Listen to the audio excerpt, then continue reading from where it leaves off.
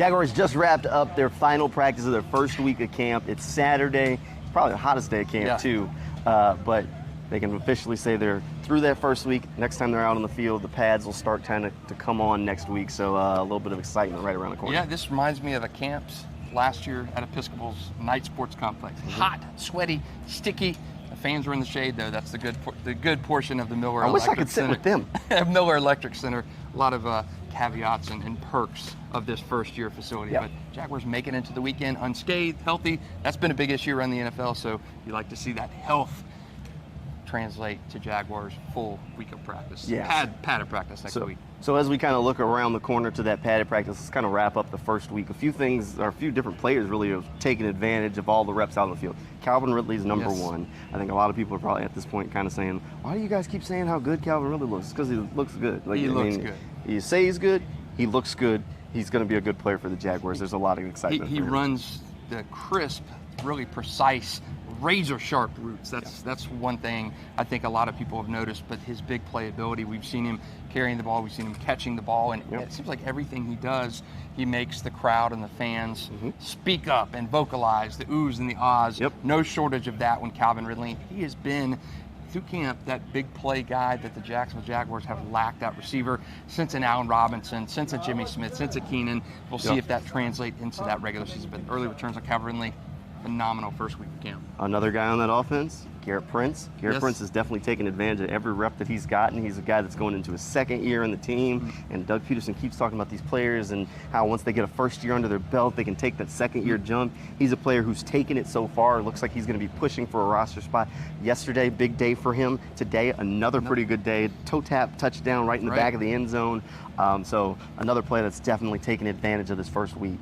And I think you look at a guy like a Garrett Prince and you're like, is he a roster guy? But I think this first week of camp, you're asking yourself, how can Garrett Prince not be in that tight end conversation? He has looked extremely well on the field, catching against defensive backs like Tyson Campbell and Darius Williams. He's had guys, number one's on him, making plays. So Garrett Prince is really taking advantage of those opportunities. And we've talked about that tight end position battle and who is in the mix. Maybe they needed to add another tight end. They got one in the draft, and I like Garrett Prince as that number 3 guy. Yeah. So since we're 4, we'll do 4. So 2 offense, 2 defense. How about Gregory Jr.?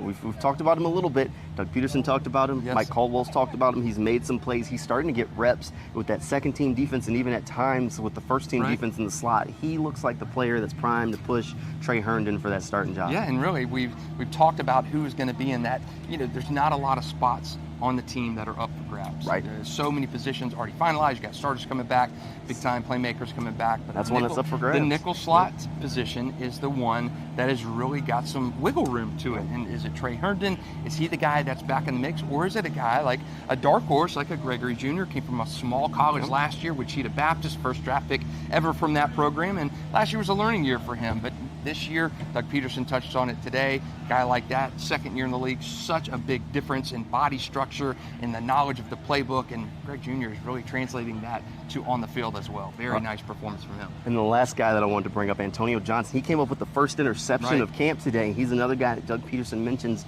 in the running to kind of push Trey Herndon for that nickel spot. He's a safety by, I guess, position, but he played the slot a lot for Texas A&M in college, and he's getting some opportunities in the slot here for the Jaguars. Came up with the first interception of camp off C.J. Beathard today. So defense did have 2 picks today. The other one was Chad Muma, but Antonio Johnson it will always have the first interception in training camp this year. There you go. Probably right down in that end zone over there. Antonio Johnson picked off C.J. Beathard. Not a Trevor Lawrence pick, so that's good. But again, you like to see that rookie. He's a guy we've talked about.